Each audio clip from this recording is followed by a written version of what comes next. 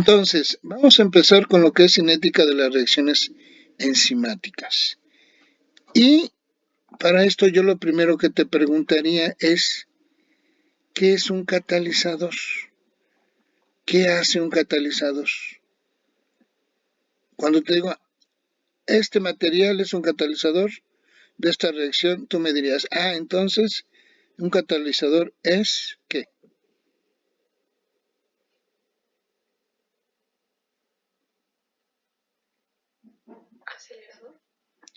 Acelerador. Acelerador, o sea que modifica, incrementa la velocidad de qué?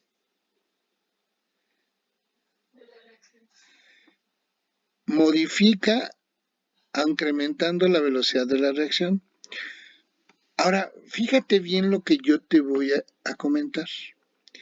Ese incremento en la velocidad de reacción es una causa o un efecto del uso de un catalizador. ¿Es lo que realmente hace el catalizador? ¿O es un efecto del uso del catalizador? Exactamente es un efecto. ¿Por qué? Un catalizador es una sustancia que en realidad modifica la energía de activación o la cantidad de energía de activación para que mis productos lleguen a la formación de intermediarios. ¿A qué me refiero? Veamos este esquemita rápidamente.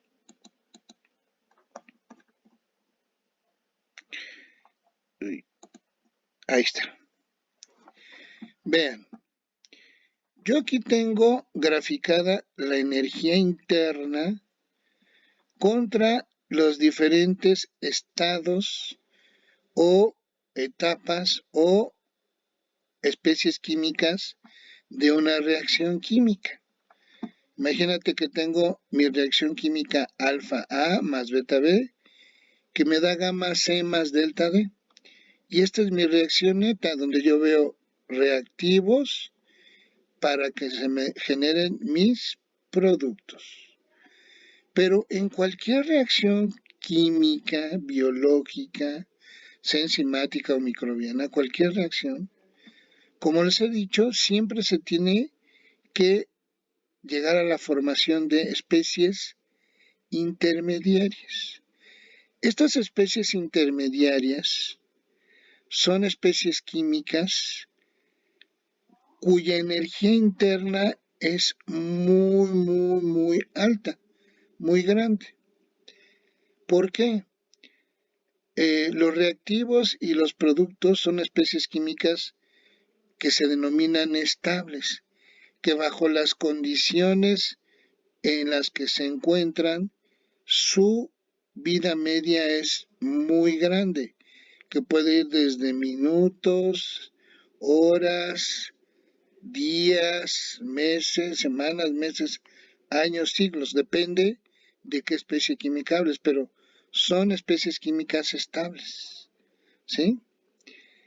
Sin embargo, los intermediarios son especies químicas altamente inestables, cuyo promedio de vida es de milésimas o mucho menos, millonésimas de segundo.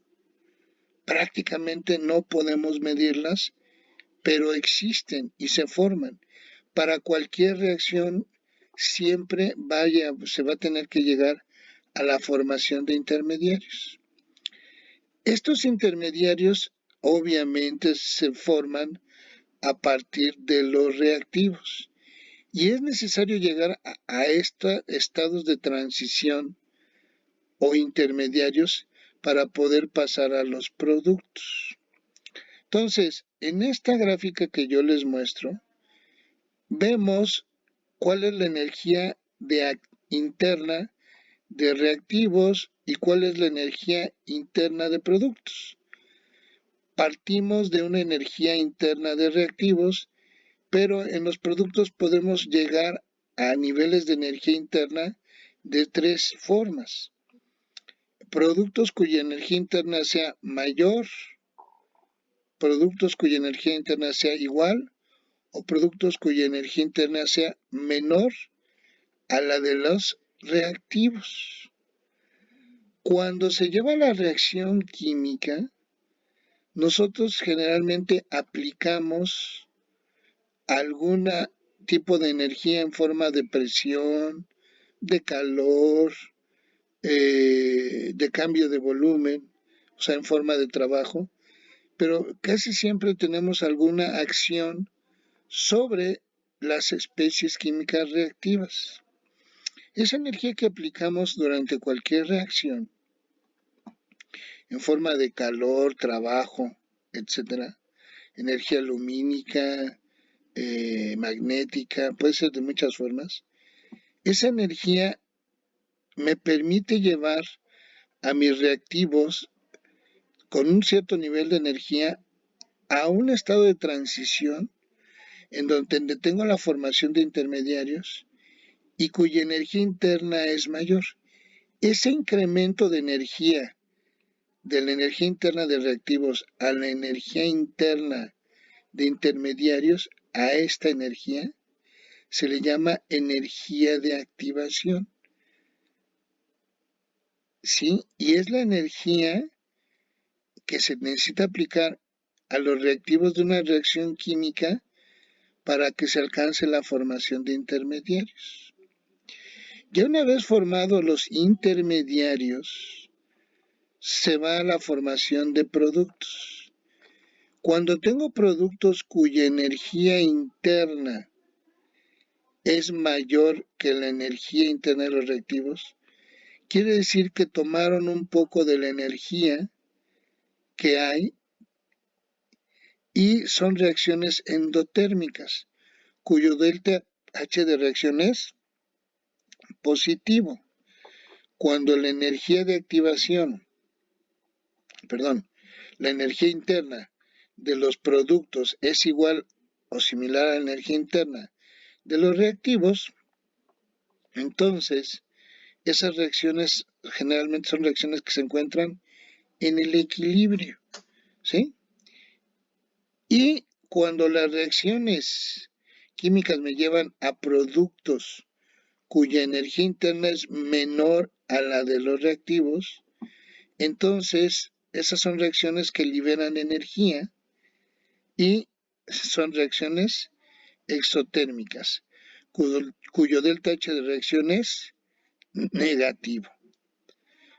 Aquí lo que quiero que vean es que cuando los delta H son positivos, o sea, gana energía, o negativo, el delta H es negativo, pierde energía, generalmente este tipo de reacciones son reacciones irreversibles. Pero cuando los niveles de energía son similares de energía interna entre reactivos y productos, entonces son reacciones con una energía o una entalpía de reacción igual a cero y son reacciones en el equilibrio.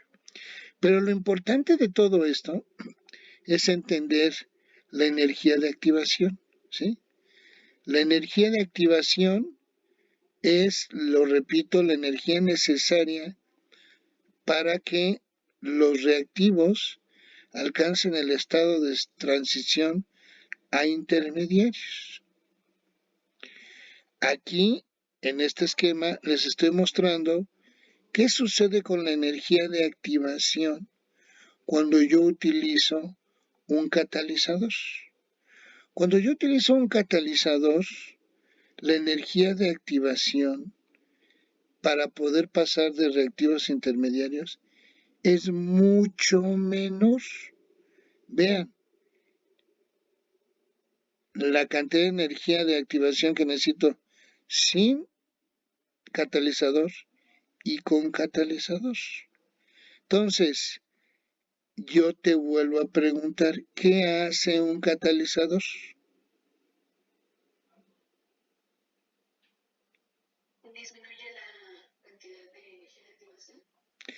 Disminuye la cantidad de energía de activación para que los reactivos alcancen los estados de transición a intermediarios. Y un efecto de disminuir esta cantidad de energía de activación se ve reflejado en un incremento a la velocidad de reacción. Entonces, es cierto que un catalizador me incrementa la velocidad de reacción, pero ¿por qué la incrementa? Ese es el efecto. La incrementa porque me lleva a utilizar una menor cantidad de energía para poder alcanzar los estados de transición, ¿sí?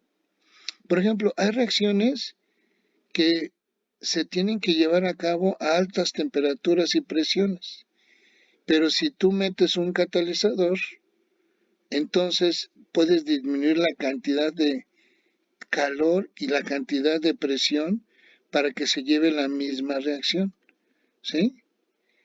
Aquí es donde entran las enzimas y los microorganismos.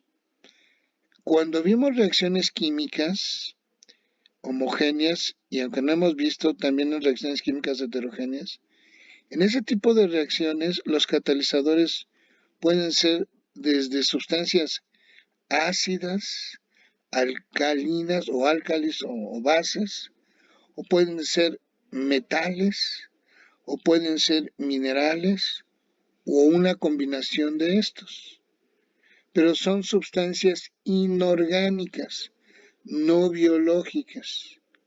¿Qué es lo que hacen como catalizadores? Esto, e incrementan la velocidad de reacción. Por otra parte tenemos los catalizadores orgánicos o biológicos, que son las enzimas y los microorganismos, ¿sí? La enzima es un catalizador y lo que hace esta es ayudar a disminuir la energía de activación necesaria para el estado de transición y así yo poder pasar de un sustrato a un producto. Entonces, una enzima es un catalizador que me promueve o que me incrementa la velocidad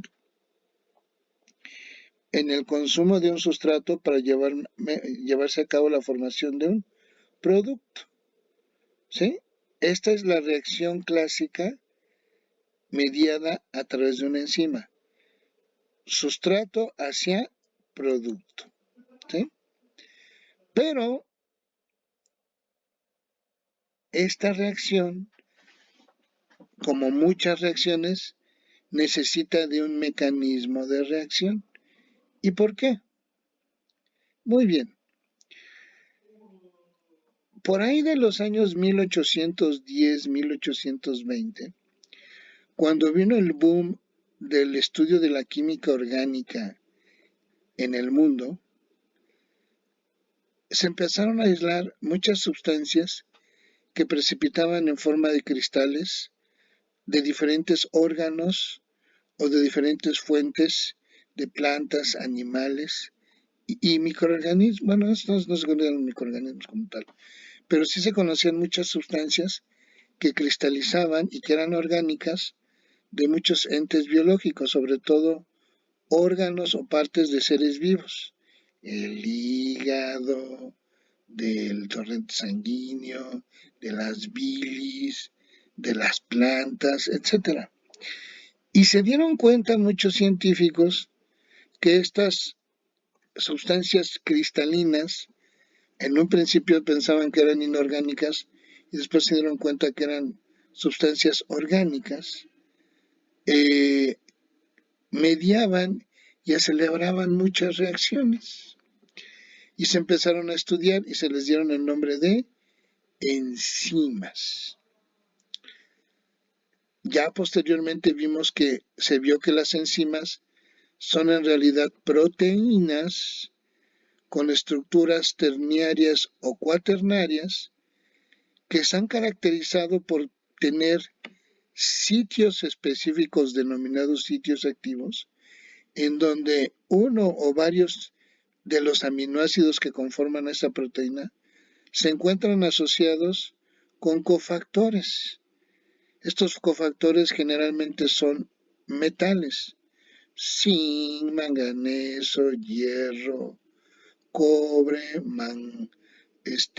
magnesio, etcétera, etcétera, etcétera. Una gran diversidad de metales. Y que estos sitios activos presentes en estas proteínas o enzimas son las que realmente llevan a cabo la transformación de los sustratos. Ahora, esto ya lo conocemos y lo entendemos ahora, pero en ese tiempo no se sabía. Y cuando se empezaron a estudiar este tipo de sustancias, las enzimas, mucha gente que llevaba a cabo estudios cinéticos para ver cómo cambiaba la concentración con respecto al tiempo al utilizar estas enzimas de un sustrato, se daban cuenta de que algunos decían: las reacciones mediadas por enzimas son reacciones de orden cero. ¿Qué quiere decir esto? Son reacciones independientes de la concentración del sustrato y su velocidad de reacción es constante. Pero por ahí de repente apareció un investigador y decía, o un científico que decía: no, mi colega está mal. Las enzimas, las reacciones que medían, no son de orden cero, sino son de primer orden. Y demostraba datos y resultados, y sí, bajo las condiciones que él operaba, mostraban ser reacciones de primer orden. Y también había personas que decían, investigadores científicos que decían: no, mis dos colegas están mal. Las reacciones mediadas por enzimas no son ni de primer orden ni de orden cero. Son reacciones de orden intermedio. Había un caos muy fuerte.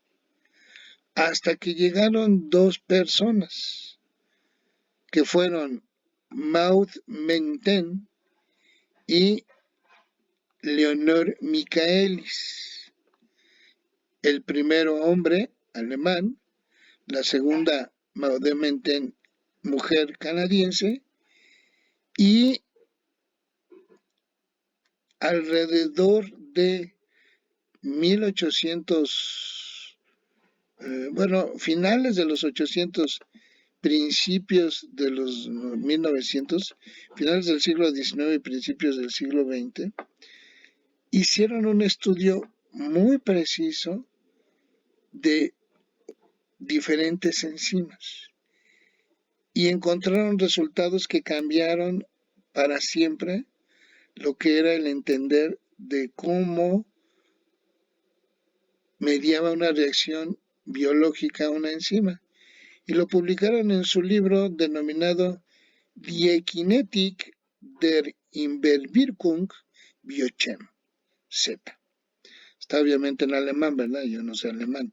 Apenas mi inglés me da para escribir artículos, pues alemán menos. Pero, en realidad, estos estudios llevaron a lo que es entender los principios básicos de una reacción enzimática. Y ellos lo que demostraron fue, a través de un mecanismo de reacción, describir cómo opera una enzima. Esto yo sé que ustedes ya lo vieron, ya lo saben, pero lo vamos a entender más a detalle. Ellos propusieron un mecanismo de reacción al cual denominaron mecanismo llave cerradura. Imaginemos que tenemos una enzima estilo Pac-Man y un sustrato como una pizza, en donde la enzima posee un sitio activo del cual ya hablamos, en el cual la molécula de sustrato encaja perfectamente y entra, y una vez que está en el sitio activo, debido a la acción de los aminoácidos y de los metales que se encuentran ahí, llevan la transformación de esa molécula de enzima a un producto. y la conformación del producto es tal que ya no le permite interactuar con el sitio activo de la enzima, y entonces liberado y la enzima queda libre para poder volver a actuar o interactuar con otra molécula de sustrato. Esto que vemos aquí de manera esquemática, nosotros lo podemos plantear en el siguiente mecanismo de reacción. Pero antes de seguir hasta aquí, preguntas, muchachos.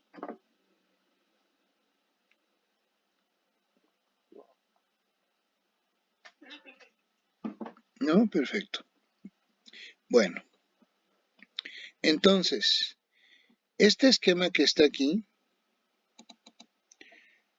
nos representa este mecanismo de reacción, en donde la enzima más el sustrato entran en un proceso de equilibrio en el cual se forma un complejo.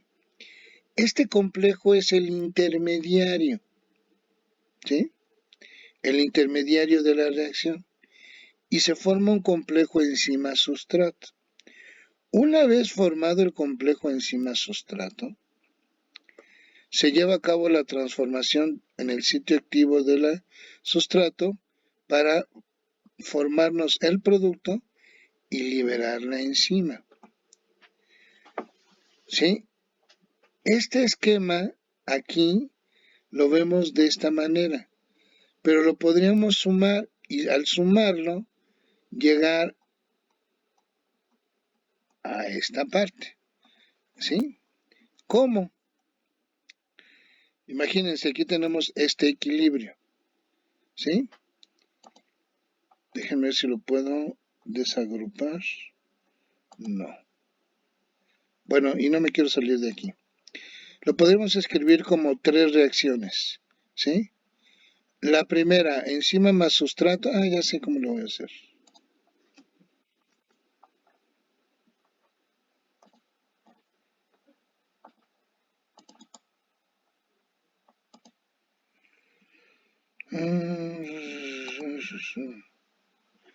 Entonces,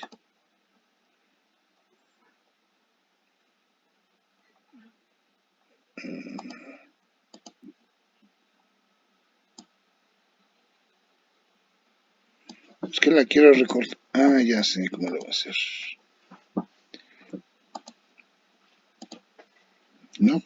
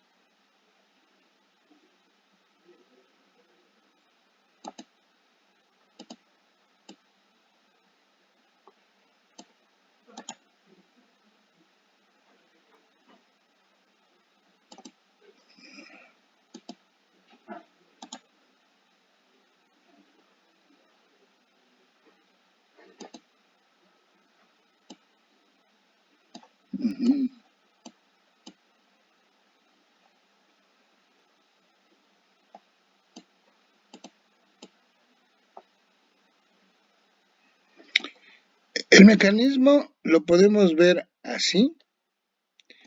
Enzima más sustrato que me da el complejo enzima sustrato en un equilibrio para finalmente darme el producto y liberar la enzima. O lo podemos ver así como 2 reacciones. ¿Sí? Enzima más sustrato me da en equilibrio el complejo enzima sustrato y el complejo enzima sustrato me da la formación del producto y me libera la enzima. Si yo sumo ambas reacciones, ¿sí? ¿qué me va a dar la suma neta de ambas reacciones? Enzima con enzima se va. Y complejo enzima sustrato con complejo enzima sustrato se va. Y a final de cuentas, ¿qué me queda?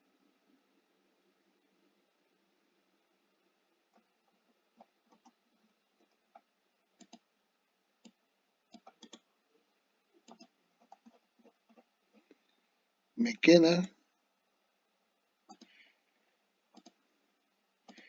esto, ¿no? Sustrato a producto. Esto con esto se va.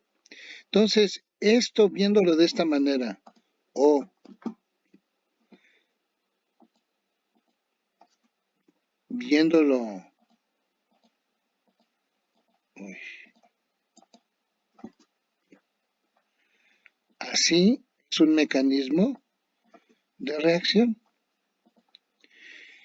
Y a partir de este mecanismo de reacción que propusieron Michael y Van Menten, se obtuvo la expresión de velocidad de reacción para el consumo del sustrato como para la formación del producto.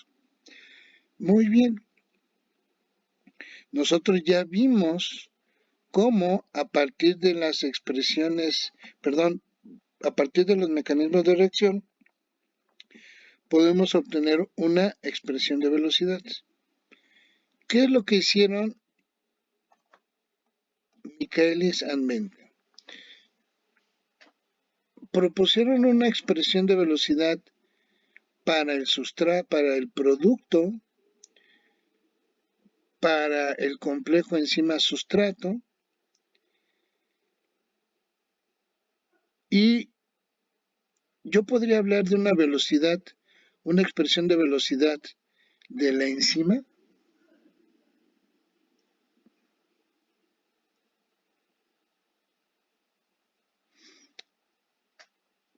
Te voy a hacer una pregunta. ¿Qué sucede con el sustrato en la reacción? ¿Va a ir qué?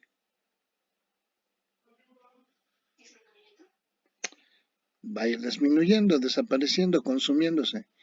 ¿Y qué sucede con la proteína? Perdón, con el producto.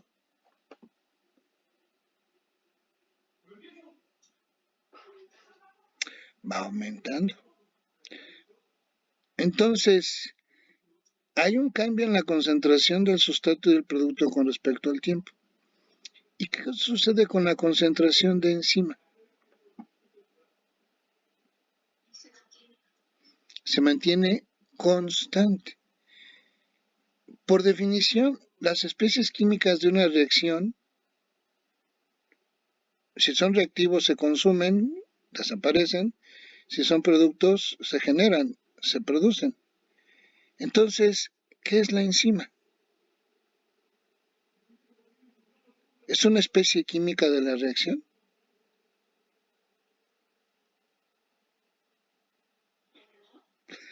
No, porque por lo general los catalizadores no forman parte de las reacciones químicas. Intervienen en la reacción, pero no son especies químicas de la reacción, porque su cantidad o concentración se mantiene constante. Ah, muy bien.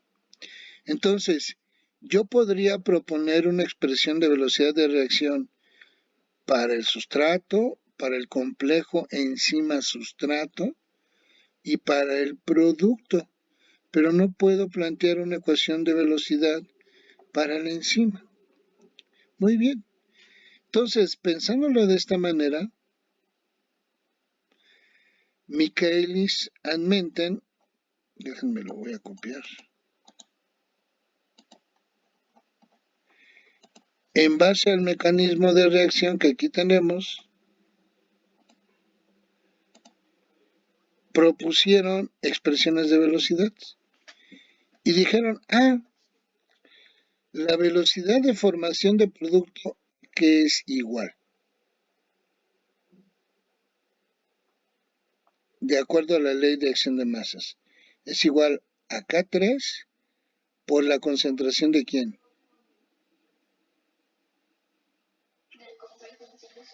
Del complejo enzima sustrato. Y dijeron, debido a la estequiometría de la reacción, La velocidad a la que se forma el producto debe ser igual a ¿quién? A la velocidad a la que se ¿qué? Consume el sustrato. Pero si este es de signo positivo, este debe ser de signo, porque es lo contrario. Y entonces dijeron, muy bien, la velocidad de formación de producto, que es igual a K3 por la concentración de complejo enzima sustrato, va a ser igual por estequiometría a menos la velocidad de consumo del sustrato. ¿Por qué? Ellos, después de algunos ensayos en su artículo, comentan que sí pudieron haber establecido una expresión de velocidad del sustrato a partir de estas ecuaciones, pero no llegaban a ningún lado. Entonces prefirieron utilizar la estequiometría y lo tenemos así, ¿no? Entonces, si yo conociera ahora, el complejo enzima sustrato es un intermediario. ¿Yo puedo medir la concentración de este intermediario?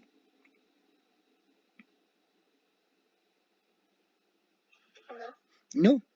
Entonces, de alguna manera, debo poner la concentración del intermediario en función de cosas que yo sí conozca, para así poder tener una expresión para la velocidad de formación de producto o la velocidad de consumo de sustrato. Muy bien.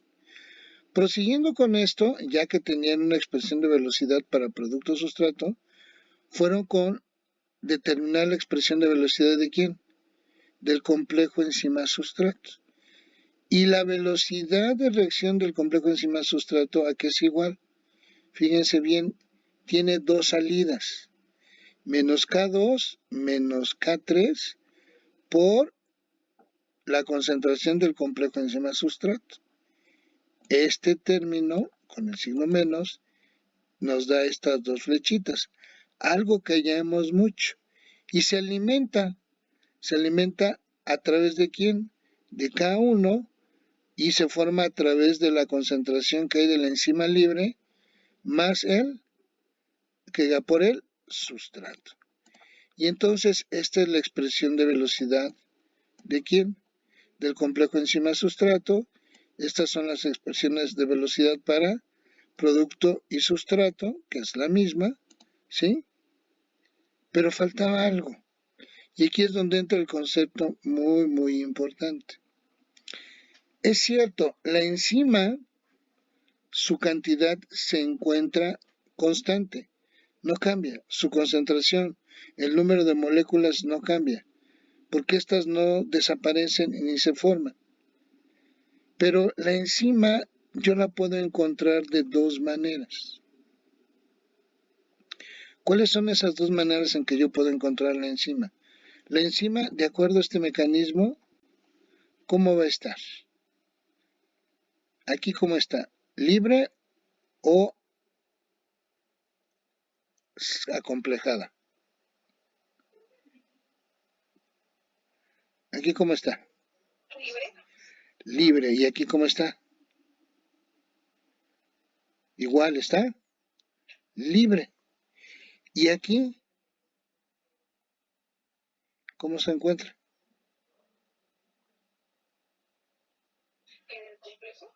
Acomplejada. ¿Sí?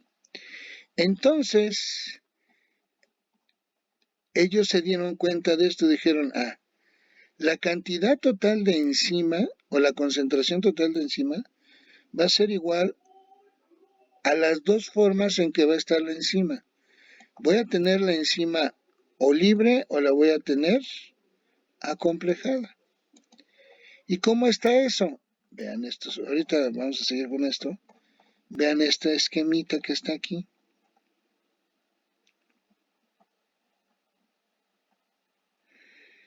Imagínate que yo tengo una reacción donde tengo mi cantidad de enzimas. Si te fijas, aquí siempre tengo ¿cuántas? 5 enzimas.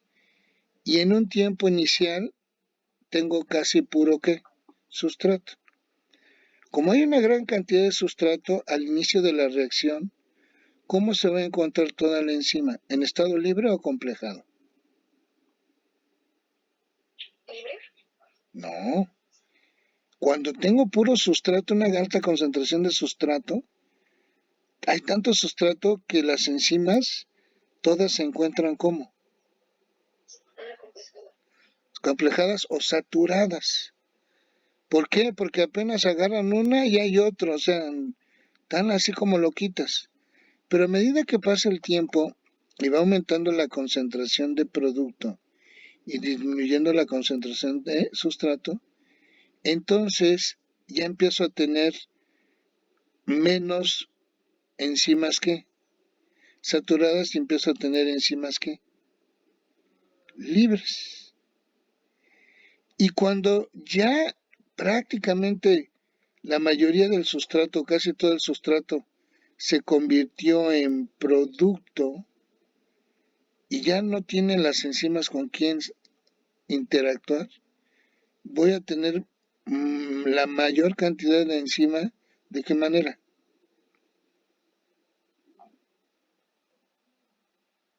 Aquí cómo se encuentra. Libre y una saturada.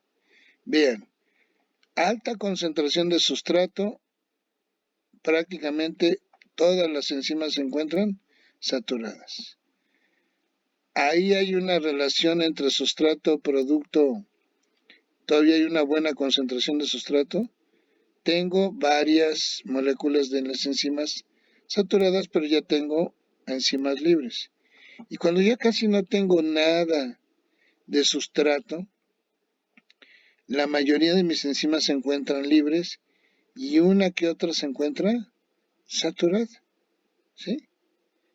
Entonces, la enzima siempre va a estar o saturada o libre y la concentración de enzima libre o de la concentración de enzima complejada o saturada va a depender del estadio en donde me encuentre en la reacción y va a ser una función de quién, de la concentración del sustrato.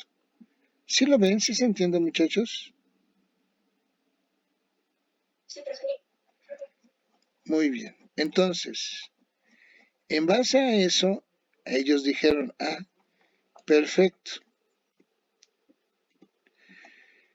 Entonces yo sé que mi enzima total va a estar en dos formas, o en forma libre o en forma saturada o acomplejada. Y a partir del manejo algebraico de las ecuaciones 1, 2 y 3, ellos plantearon su ecuación de velocidad de reacción. ¿Pero cómo? Muy bien. Al igual que nosotros, ellos dijeron, un intermediario, su vida es tan corta que su velocidad de reacción debe ser igual a ¿qué? ¿A cero? A cero. Igualaron la velocidad de reacción del intermediario, o sea, del complejo enzima sustrato a cero, y despejaron la concentración de enzima. ¿Sí? Aquí está. Lo igualaron a cero y fueron despejando a la concentración de enzima, o sea, esta expresión viene de aquí, ¿sí?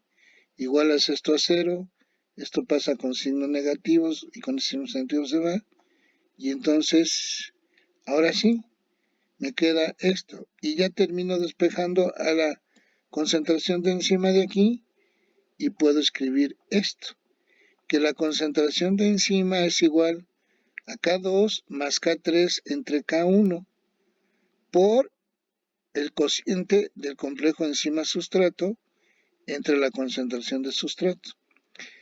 Pero ellos se dieron cuenta de esta relación que hay entre las constantes de velocidad de reacción.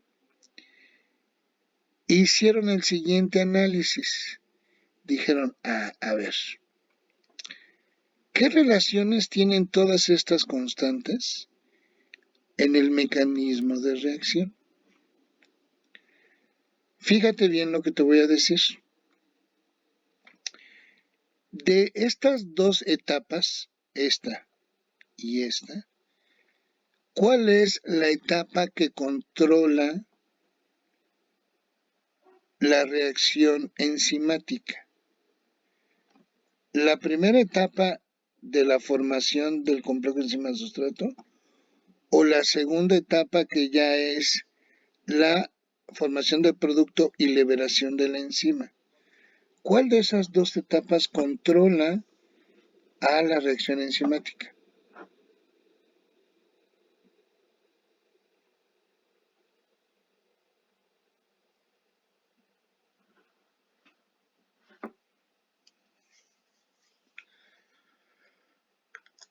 ¿Sería la primera? La primera.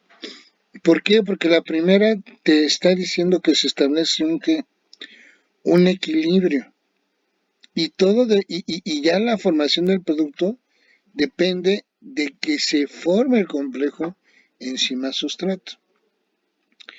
Ahora analicemos este equilibrio.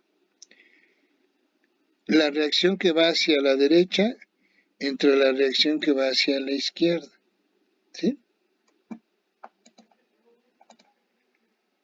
Si yo hago eso, la reacción que va a la derecha, ¿quién es? Utilizando la ley de acción de masas. ¿Sería quién? La reacción que va a la derecha sería menos K1 por la concentración de enzima por la concentración de sustrato. ¿Sí? ¿Y quién sería la de la izquierda?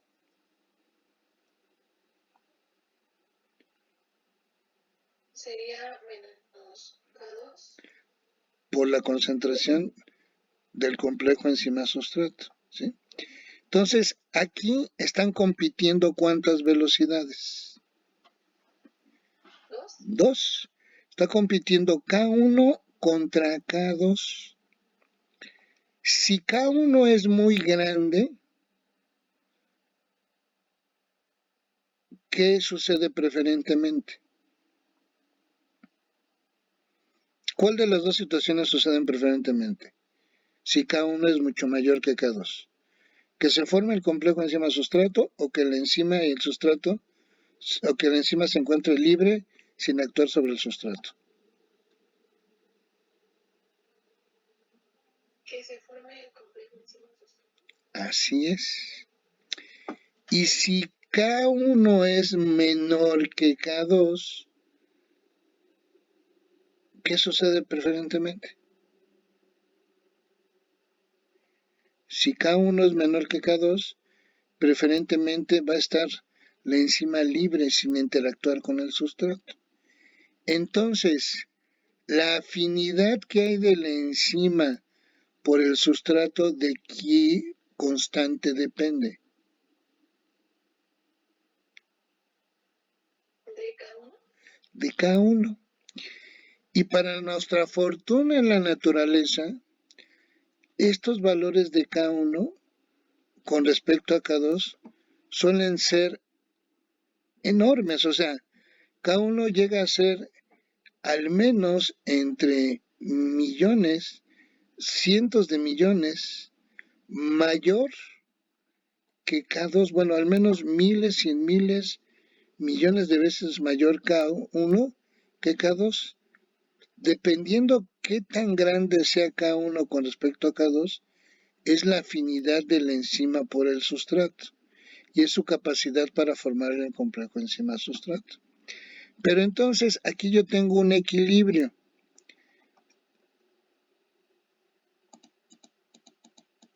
Fíjate bien. En el equilibrio, ¿cómo son las velocidades?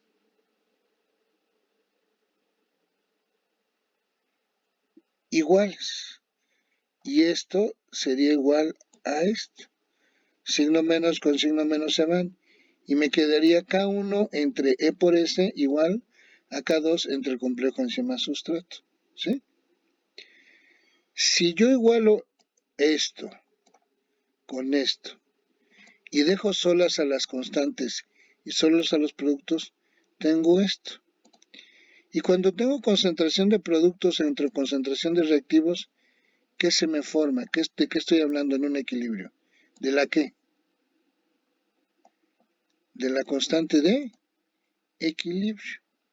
Entonces, K1 entre K2 es una constante de equilibrio.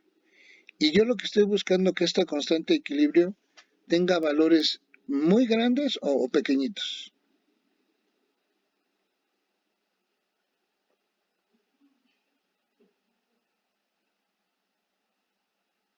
¿Pequeños? ¿Ve? ¿Qué estamos diciendo? Que lo que nosotros estamos buscando es que siempre se esté formando el qué. O que preferentemente se esté formando el complejo enzima-sustrato.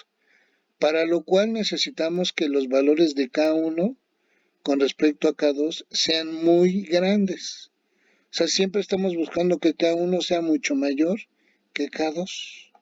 Si yo me vengo aquí a este equilibrio y aquí tengo a K1 y aquí ya tengo K2 y K1 entre K2, que es igual a esto, es igual a la constante de equilibrio, ¿qué estoy buscando? Que mis valores de la constante de equilibrio sean ¿qué?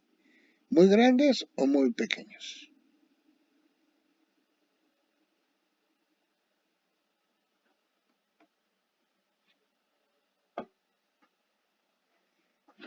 Ya lo había dicho por ahí, Chareni. Estoy buscando que, perdón, ¿muy qué? Muy grandes. Muy grandes, enormes, gigantes, así. Un elefante contra una hormiga. Imagínense que K1 es como un elefante y que K2 es como una hormiguita. Y las ponen en una balanza. La balanza siempre se va a desplazar hacia dónde? Pues hacia la... Digo, a menos que sea la hormiga atómica, ¿no? Pero tampoco. Pero si es una hormiguita normal y es un elefante normal, pues hacia allá se va a desplazar. Entonces, la constante de equilibrio va a tomar valores muy grandes, muy, muy grandes. Y K1 es mucho, mucho mayor que K2. Muy bien. Pero ahora fíjate en esto, esta expresión. Esta es la expresión de Michael y San Menten, donde tenemos que K2 más K3 entre K1. Pero tenemos que esta es la constante de equilibrio de esta reacción, que es K1 entre K2.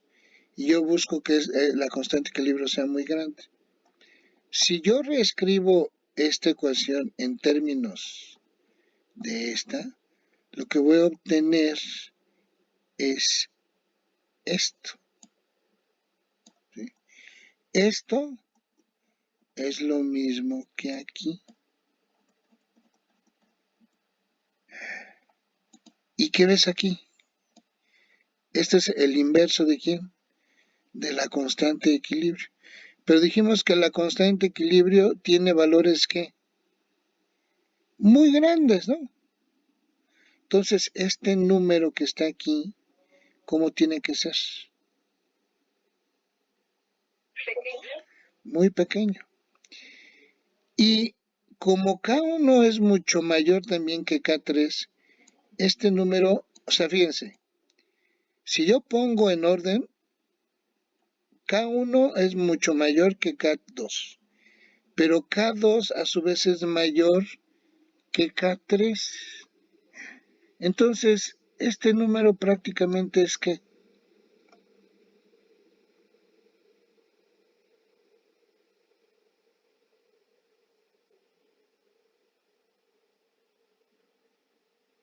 K1 es mucho mayor que K2 y K2 a su vez es mayor que K3. Esto quiere decir que si este es un número chiquito, este número todavía es que más chiquito que este. Y entonces, como está tan chiquito, lo desprecio. Y prácticamente puedo decir que K2 más K3 entre K1 es prácticamente igual a quién.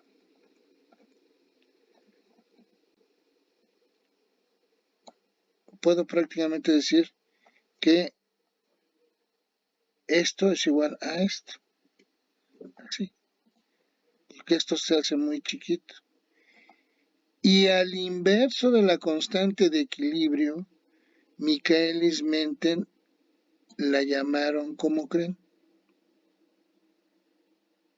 Constante de afinidad de la enzima por el sustrato. Por esa razón es que cuando una enzima muestra mayor afinidad por el sustrato, es que sus valores de Km se tienen que ir haciendo cada vez más que pequeños. Entre mayor afinidad haya de la enzima por el sustrato, más se irá la formación del complejo enzima-sustrato y los valores de K1 serán siempre muchísimo mayor que K2. Pero K2 es a su vez mayor que K3. Entonces, de aquí, K3 entre K1 prácticamente es 0 y K2 entre K1 es la constante de equilibrio. ¿Sí? K1 entre K2 es la constante de equilibrio, que aquí es el inverso. Y entonces, Michaelis-Menten, en vez de mantener la constante de equilibrio, ellos introdujeron un concepto nuevo, que es la constante de afinidad. Y la constante de afinidad es igual prácticamente al inverso de la constante de equilibrio. ¿Sí? Por eso, cuando una enzima tiene valores cada vez más pequeños de Km, eso quiere decir que su afinidad por el sustrato cada vez es mayor. Muy bien. Entonces, Michaelis-Menten prácticamente a esto, que es lo mismo que está aquí, lo denominaron Km, la constante de afinidad. Y entonces, esta ecuación la reescribieron de la siguiente manera.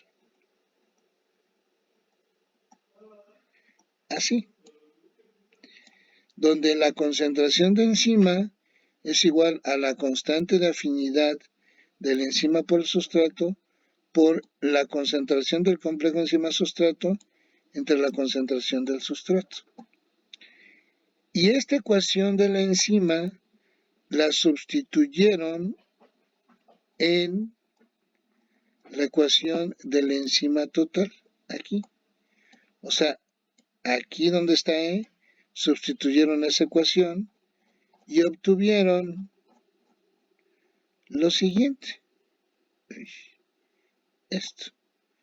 La enzima total es igual a la enzima libre, pero la enzima libre es igual a la constante de afinidad por el complejo enzima-sustrato sobre el sustrato más el complejo enzima-sustrato.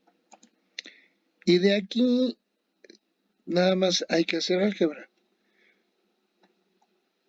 Factorizamos al complejo enzima-sustrato. Si lo saco de aquí me queda como Km entre S más 1. De aquí, para que tengan el mismo denominador, multiplico aquí por S y me queda que Km más S sobre S es igual, es esto. Y despejo al complejo enzima-sustrato. Ya despejando al complejo enzima-sustrato, me resulta que el complejo enzima-sustrato es igual a ¿quién? A S por la concentración total de enzima entre Km más S. Ah, perfecto.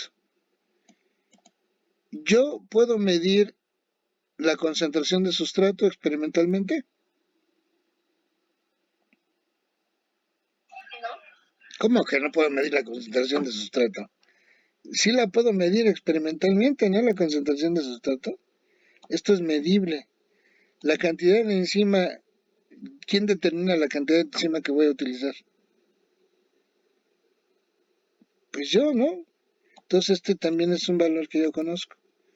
Km, ¿qué es? ¿Una qué? Constante. Es un parámetro cinético. De alguna manera, utilizando alguna técnica, lo puedo determinar. Entonces, Todo esto o se puede medir, cuantificar o determinar. Ya puedo trabajar con esto. Este es el que yo no puedo medir, porque es un intermediario, pero todo esto sí. Y por ahí me dijo Michaelis Menten que RP, o sea, la velocidad de formación de producto, o menos RS, que es la velocidad de consumo de sustrato, es igual a una constante K3 por ES. Y ya tengo una expresión más. ¿Qué sucede si sustituyo aquí a ES? Yo sé que ese es todo esto, lo sustituyo y ahora sí puedo llegar a esta ecuación. ¿Y esta ecuación quién es? Es la famosa expresión de Michaelis Menten y es la expresión para la velocidad de formación de producto o la velocidad de consumo de sustrato y que es igual a una constante K3 por la concentración total de la enzima por la concentración del sustrato entre Km, que es la constante de afinidad, más el sustrato. ¿Sí? Aquí en esta ecuación, ¿cuántos parámetros cinéticos hay?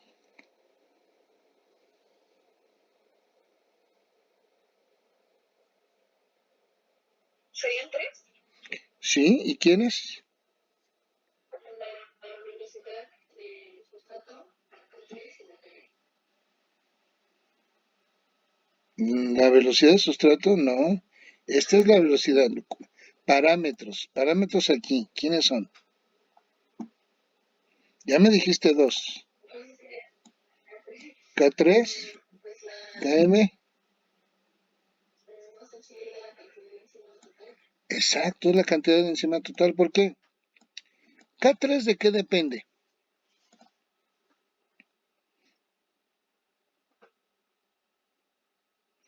K3 depende de la naturaleza de la enzima.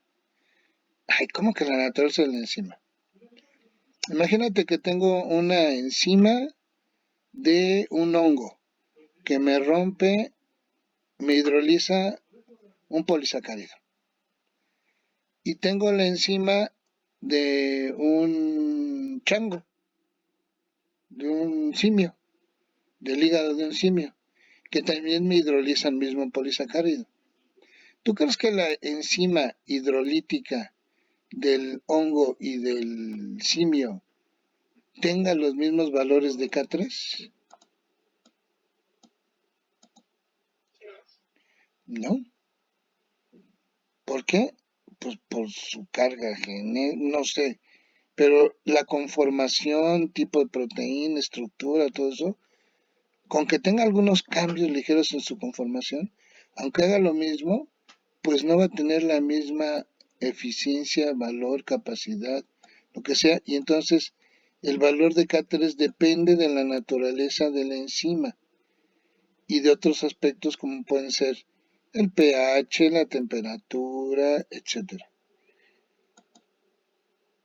En cambio, la concentración de enzima total, pues depende de cuánta enzima agregue yo, ¿no? Esto yo lo manejo, esto yo no lo puedo controlar, porque esto depende del tipo de enzima que yo esté operando. Pero esto yo sí lo puedo controlar. Yo puedo decidir si le quiero poner 12, 2000 enzimas, 10.000 enzimas, porque esta es una concentración y se mide en milimolar o molar, como quieran. Generalmente es milimolar. Entonces yo puedo decidir si pongo 1 milimolar de enzima o 15 milimolar de enzima o 0.5 milimolar de enzima. Pero este valor yo no lo puedo controlar. ¿Sí? Este sí. Pero tengo tres parámetros que son K3, E total y Km. Muy bien. En muchos libros de ingeniería, la expresión de Michaelis Menten la dejan así. donde viene expresado el valor de la constante K3 por la concentración de la enzima total. Y lo dejan así porque K3 y Km son parámetros que dependen de la naturaleza de la enzima, la afinidad y la velocidad. Esto es velocidad a la que consume el sustrato y esta es la afinidad por el sustrato. ¿Sí? Pero en otros libros y otros autores dicen, no. ¿Qué significa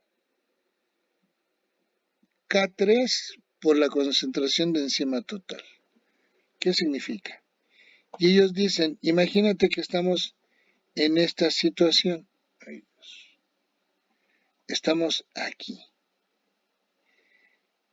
Aquí la concentración, la enzima, ¿cómo se encuentra? Totalmente ¿qué?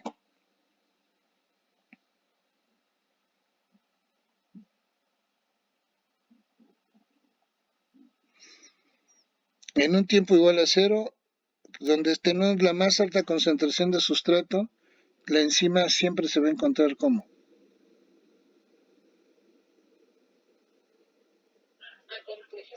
acomplejada o saturada. Y eso quiere decir que va a estar trabajando a su máxima o mínima velocidad.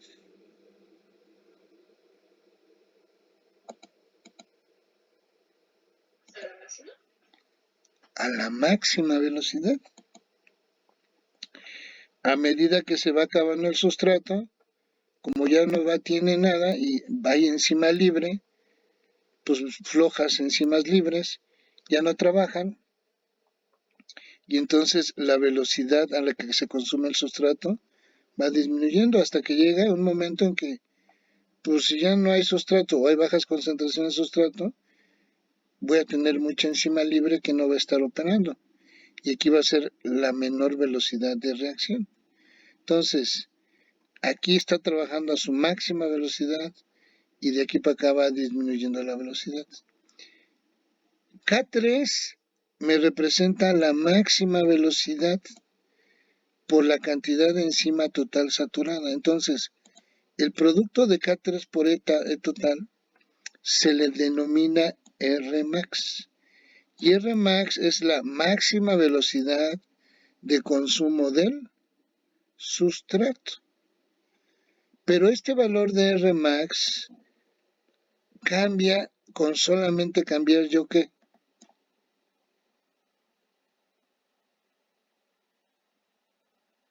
La concentración de quién? De enzima. ¿Sí? Entonces, si yo determino un valor de Rmax, ese valor de Rmax siempre va a valer siempre y cuando en todos mis experimentos, ensayos, diseños de la reacción enzimática, siempre ponga la misma cantidad de ¿qué? De enzima. ¿Sí?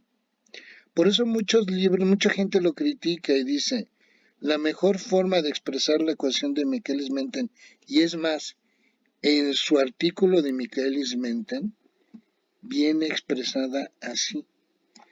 Pero, con la tal de facilitar o entenderlo más, muchos denominan al producto de K3 por la concentración de la enzima total como Rmax. Y sí es un parámetro, es una constante, pero solamente te va a servir siempre y cuando mantengas la misma cantidad de enzima. Esta K3 únicamente cambiaría si cambiara aquí el pH, la temperatura o el tipo de qué, de enzima, ¿sí? Entonces, este es más característico este valor, pero bueno. Si yo agarro el producto de K3 por la enzima total, se le denomina Rmax o la máxima velocidad de consumo de sustrato. Y entonces, haciéndole caso a esto, puedo llegar a la segunda versión de la expresión de Michaelis-Menten, que es la que más usualmente conocen ustedes, que es esta. Esta es la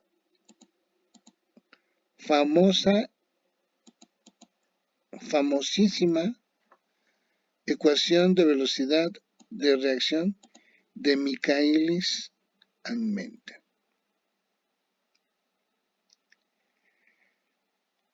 ¿Cómo ven, muchachos? ¿Preguntas?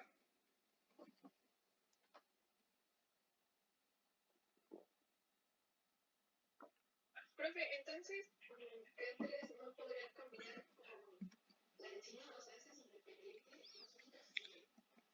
Es que digo que K3 y K dependen. Ajá. A ver. K3. A ver, fíjate. Te lo voy a poner así.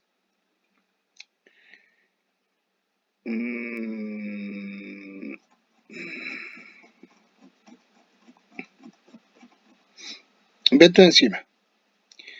Si yo mantengo el mismo pH y la misma temperatura en todas mis reacciones,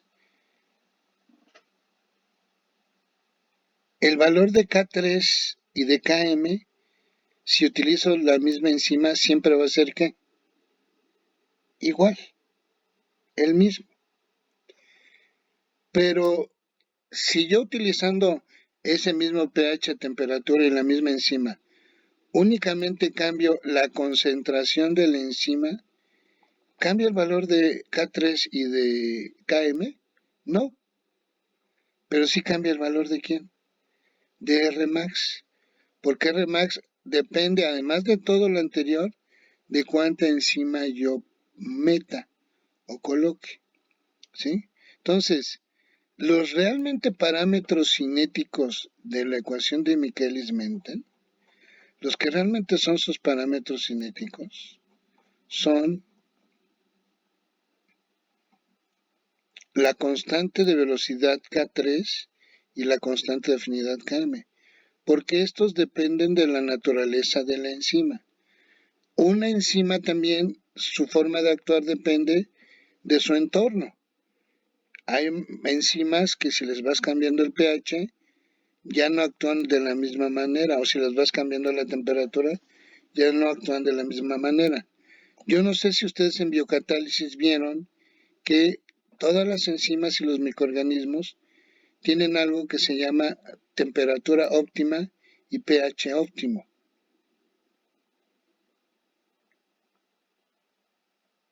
¿Sí lo vieron? Creo que sí. Por ejemplo, o sea, es que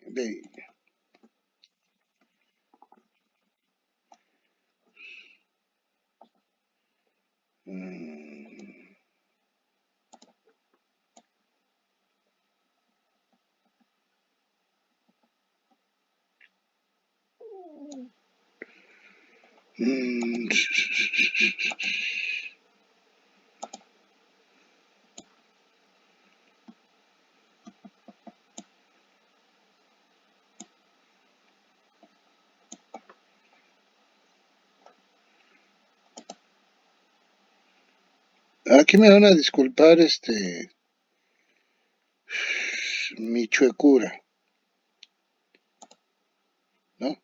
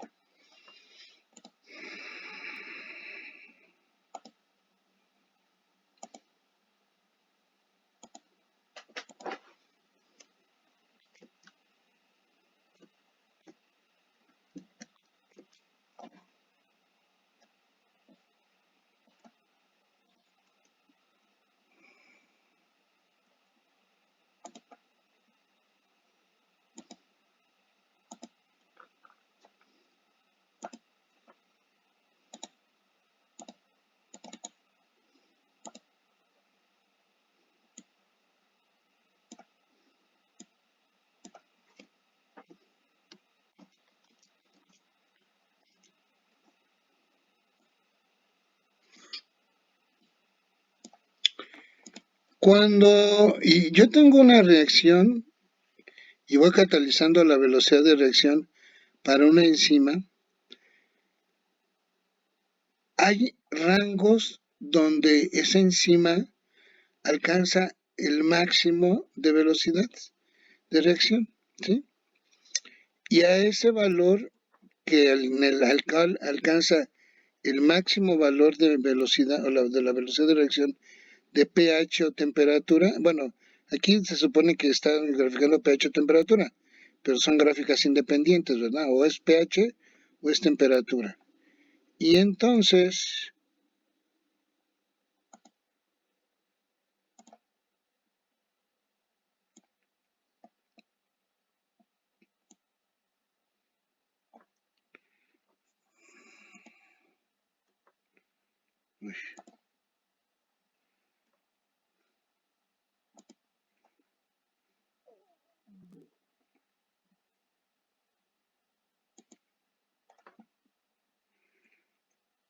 a este valor de pH o a este valor de temperatura en donde se alcanza la máxima velocidad, se le llama pH óptimo o temperatura óptima. Y son los valores a los cuales yo debería de poner a trabajar a mi enzima o a mi microorganismo. Para eso, ¿qué tengo que hacer? Tengo que hacer varios experimentos en el cuales mida mis velocidades a diferentes pHs y temperaturas hasta que encuentre ese pH en el cual bajo las mismas concentraciones de sustrato, la misma cantidad de enzima, la misma cantidad de microorganismo, vea que se encuentra la velocidad más alta. Y entonces yo sé que ese pH o esa temperatura son los ideales para que opere mi enzima o mi microorganismo, ¿sí? Bueno, K3 y Km dependen de la naturaleza de la enzima y sus interacciones para encontrar estos óptimos con respecto al pH o la temperatura. Pero Rmax ya te está metiendo lo que es la concentración de enzima total. Y esto depende de la naturaleza de la enzima, la cantidad de enzima que pongo. Esto depende, es como por decirlo así. Imagínate, un diabético. Y le voy a dar un café. ¿Cómo afecto más al diabético? Si le doy un café con una cucharadita de azúcar o con 10 cucharaditas de azúcar. Con 10 cucharaditas de azúcar. Ajá, es el efecto que tiene este.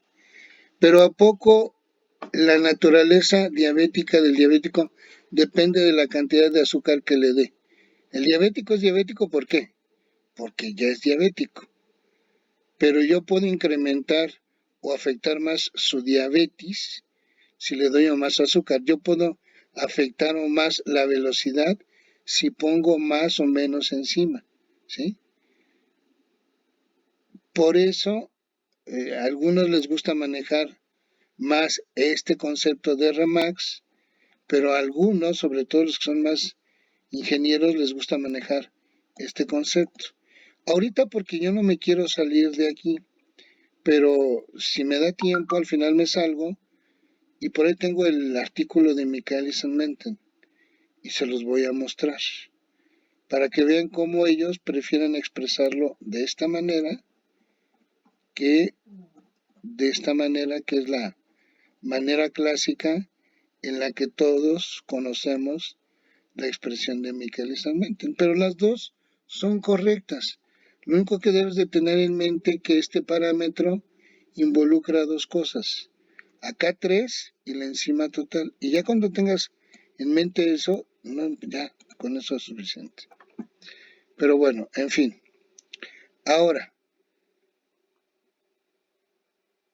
si yo quiero, perdón, ya no quiero. Déjenme, me alineo mis ideas y mi cerebro, ya lo alineo.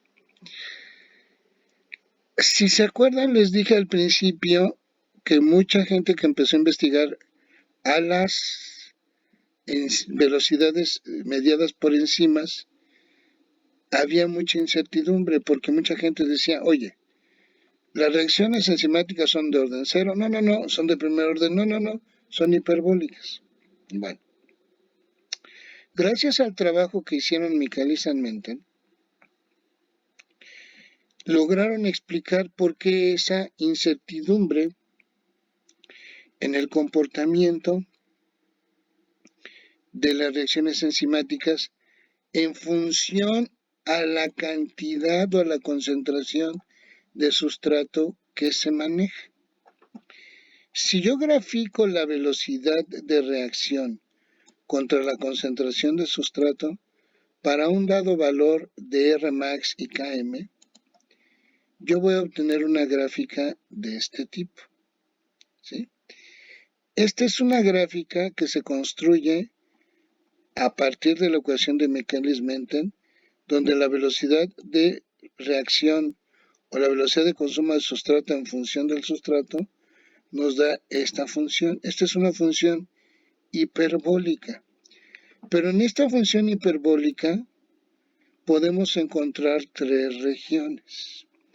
Tres regiones en base a la concentración de sustrato que se esté manejando para esa reacción.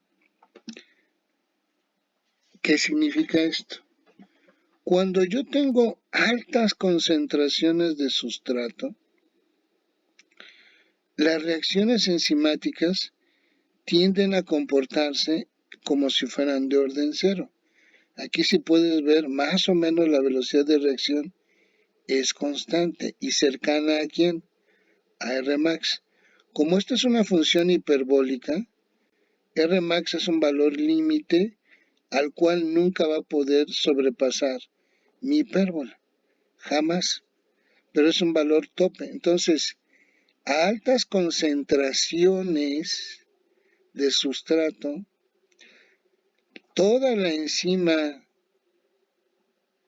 se encuentra saturada y trabaja a su máxima velocidad y que es cercana a Rmax. ¿Por qué se comporta como si fuera de orden cero? Como en esa zona se tiene una muy alta concentración de sustrato, o sea, la concentración de sustrato, su valor es mucho mayor a Km. Ojo, Km y S tienen las mismas unidades, ¿sí? Entonces yo puedo decir que prácticamente en el denominador tengo a quién, puro sustrato, y desprecio el valor de Km. Y entonces sustrato, y si aquí prácticamente sustrato entre sustrato, se va, ¿y qué me queda? Me queda que la velocidad de reacción es proporcional a la velocidad máxima. Pero la velocidad máxima es una ¿qué? Constante. ¿Y qué dijimos? Cuando la velocidad de reacción es igual a una constante, es una reacción de orden. ¿Qué? Díganme, niños. ¿Orden cero? Orden cero, porque ya no depende de la concentración del sustrato. Pero eso solamente se da en una región a altas concentraciones. ¿Qué sucede si vamos disminuyendo la concentración del sustrato? Y ahora trabajamos en una región donde el valor de la concentración del sustrato esté cercano al valor de la constante de afinidad. En esta región, la velocidad de reacción se comporta como una reacción con un orden intermedio entre orden cero y primer orden, que es el comportamiento hiperbólico. ¿Por qué? Porque en esa región o en esa etapa 2, pues yo tengo que la concentración de sustrato es similar a la constante de afinidad y tengo que operar con toda la ecuación de Michaelis-Menten. Pero en esta región se presenta algo singular. Cuando yo me voy moviendo en la velocidad de reacción y alcanzo la mitad de la velocidad de reacción, ¿qué sucede con el sustrato y Km? Fíjense bien. ¿Qué sucede cuando alcanzo la mitad de la velocidad de reacción?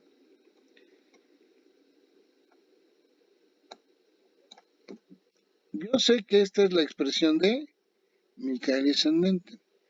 Pero ¿qué sucede cuando la velocidad de reacción alcanza la mitad de la velocidad máxima? O sea, cuando menos Rs es la mitad de Rmax. Acá, la mitad de Rmax. Entonces, si yo sustituyo esto y hago álgebra, Rmax con Rmax se me va, ¿sí? Y me queda esto. Un medio es igual a S entre Km más S. Si yo lo opero, yo pongo de este lado Km más S y acá ¿qué es? 2S, ¿sí? Y entonces la S que está acá la paso acá y 2S menos S me da S. Entonces, resulta que a la mitad de la velocidad máxima alcanzo el valor de ¿quién? De la constante de afinidad. Km es igual a la concentración de sustrato. La concentración de sustrato es igual a la constante de afinidad.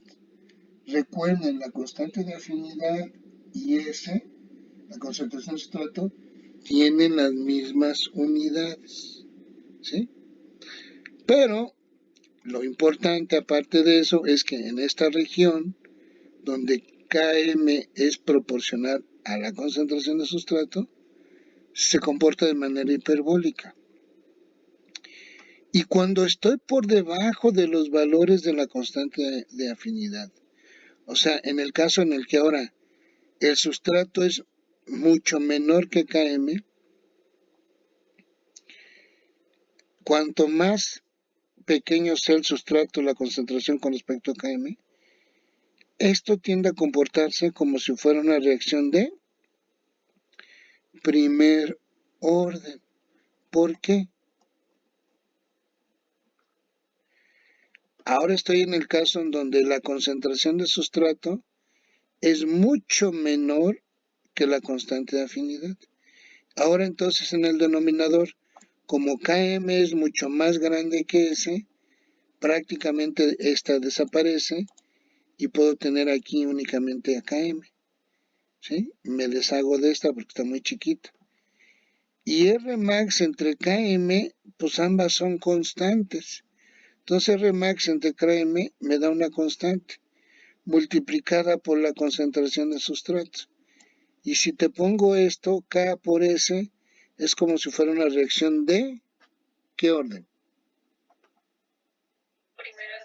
Primer orden, porque es una constante por la concentración elevada a la 1.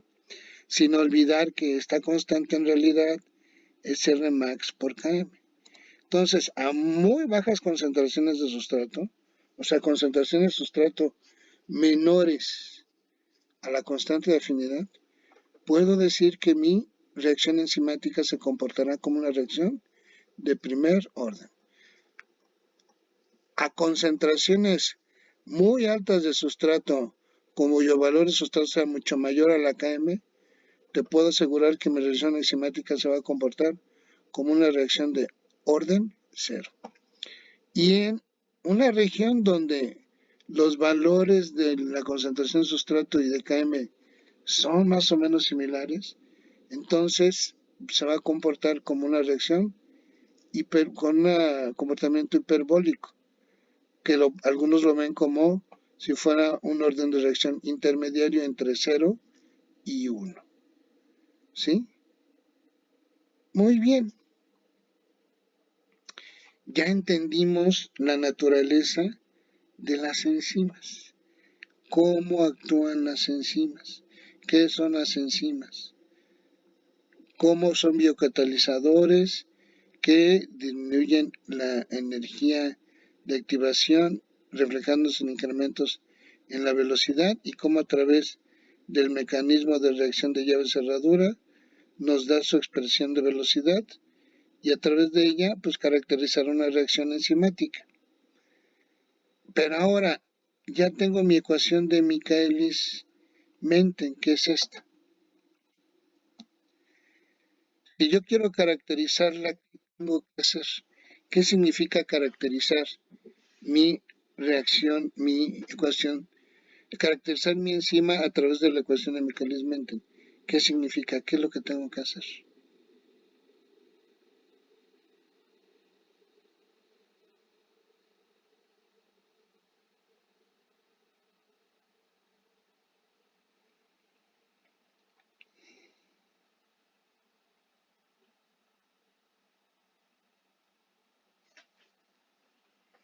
¿Qué es lo que tendrían que hacer?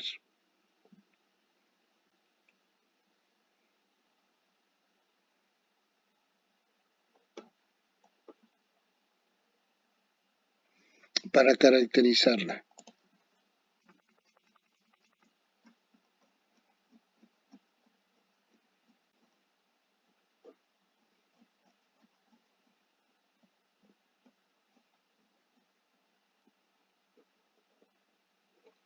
Fíjate,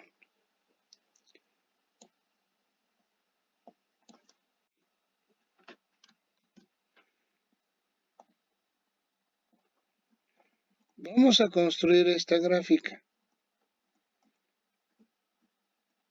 Esta que está aquí. ¿Sí? Vamos a graficar la velocidad de reacción contra la concentración del sustrato. Otra vez les pido una disculpa porque pues no soy muy bueno con esta alzada.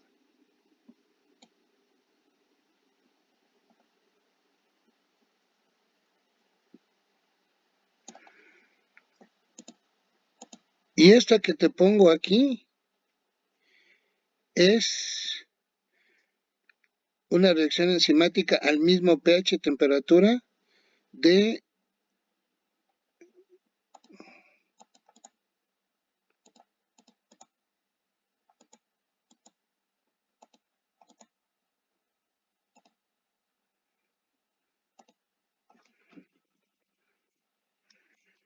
esta es una enzima de un bacillus.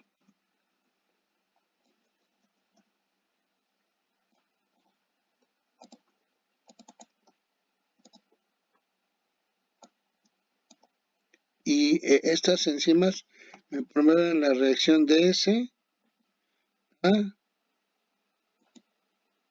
Uy, no.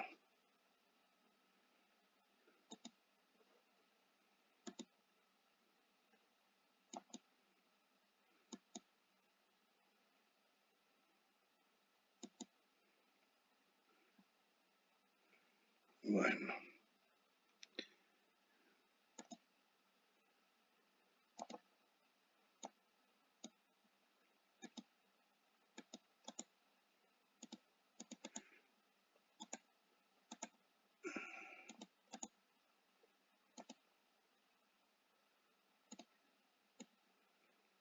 De sustrato a producto.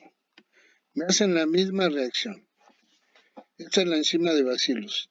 Y por ahí tengo otra enzima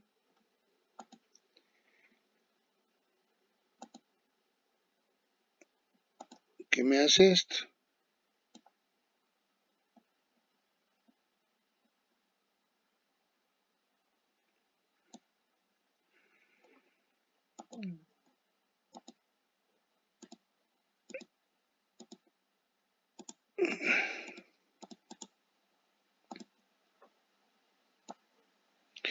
Y esta es una enzima de Burkholderia. Las dos me hacen lo mismo. Me promueven la misma reacción y las dos las estoy utilizando al mismo pH y temperatura.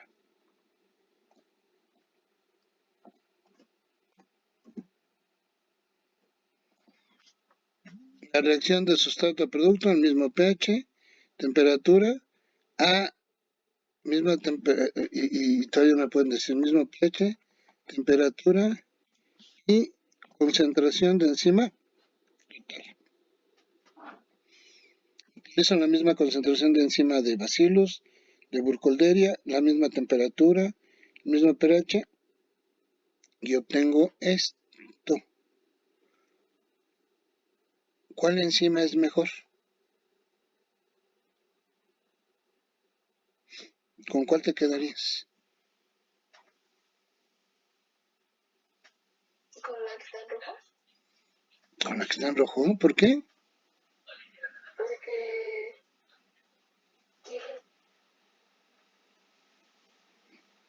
¿Qué pasó?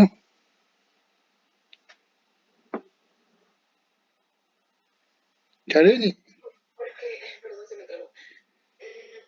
Pues porque requiere, no sé cómo explicarlo, pero la velocidad de reacción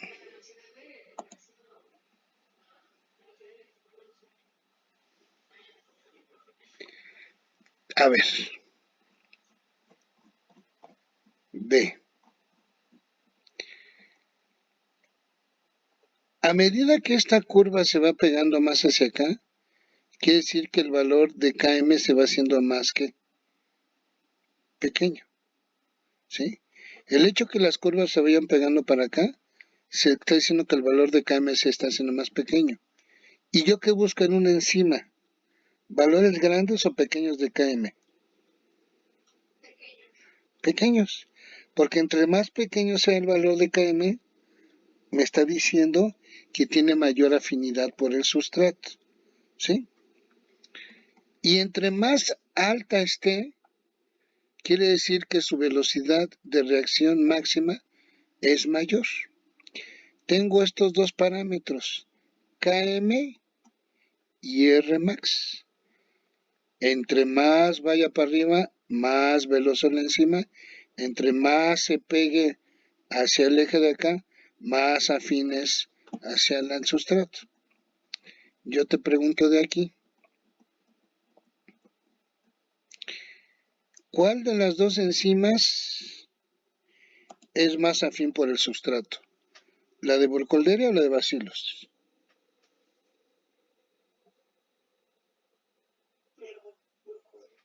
Burkholderia es mucho más afín por el sustrato que la de Bacillus. Pero ¿quién transforma a mayor velocidad al sustrato? ¿La de Burkholderia o la de Bacillus?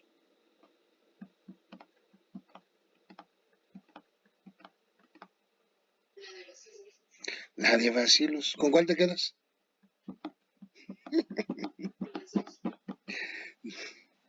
Y por ahí le haces una mutación genética o encuentras un microorganismo que no identificaste, ¿no?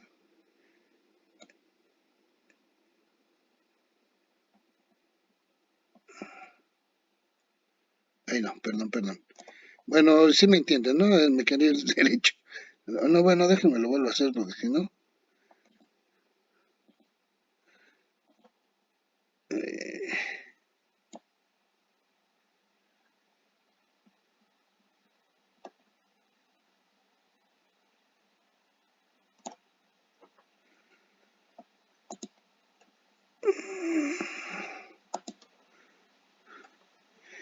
Y esta es la enzima de un microorganismo extraterrestre.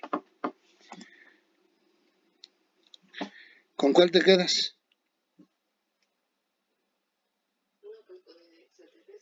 Sí, ¿verdad? Pero esto no lo puedo construir si no conociera a quién de cada una de estas enzimas. Para poder hacer esto, ¿a quién debo de conocer? Ah, entonces, caracterizar una enzima, en realidad, ¿a qué se refiere?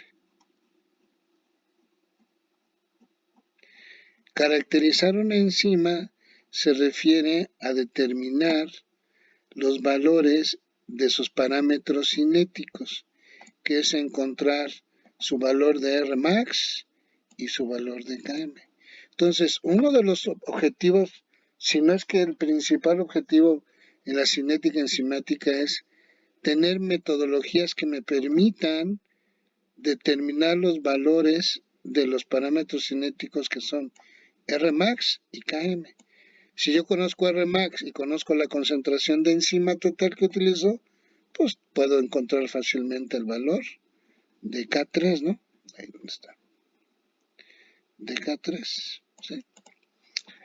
Y pues bueno, eso es lo que vamos a ver mañana.